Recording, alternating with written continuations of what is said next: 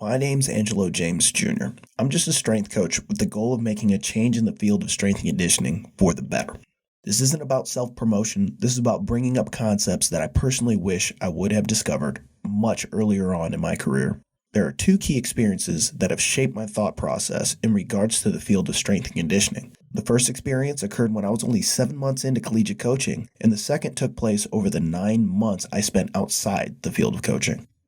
7 months in, I found myself responsible for a Division I program. Regardless of if I was ready or not, I had to dive in head first, and I made a ton of mistakes along the way and learned very quickly there were things that my degree and my certification did not cover. Sure, I could recite muscle groups, movement planes, and sequence exercises, but that fell on deaf ears, as the coaches and the athletes could care less about what I knew. You realize quickly that in reality, it's less about what you do and way more about how and why you do it. Long story short, things went reasonably well, and I got a call as well as the opportunity to move up into the big leagues.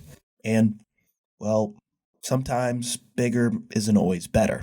I rolled the dice, took a gamble, and crapped out. We got fired, and it was one of the best experiences I've ever had.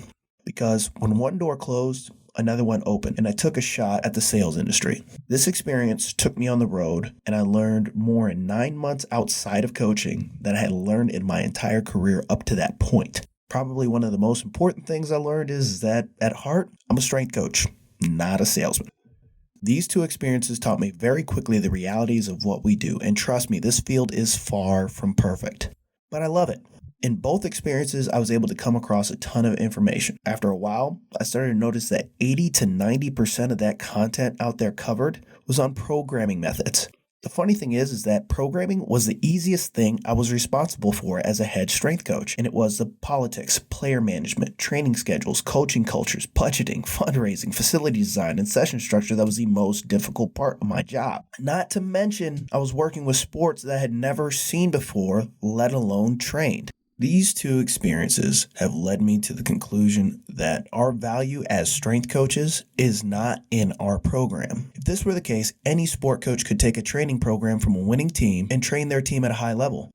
And we all know that's not the case. The real value is in how we run our programs. The biggest differences I noticed on the road were in the organization and structure of each respective training system, not necessarily the programs themselves. Like I said, I'm just a strength coach, and my goal is to ultimately make a change for the better in strength and conditioning. And I'm going to do that the only way I know how, and that's by creating the website I wish I had access to much earlier on in my career.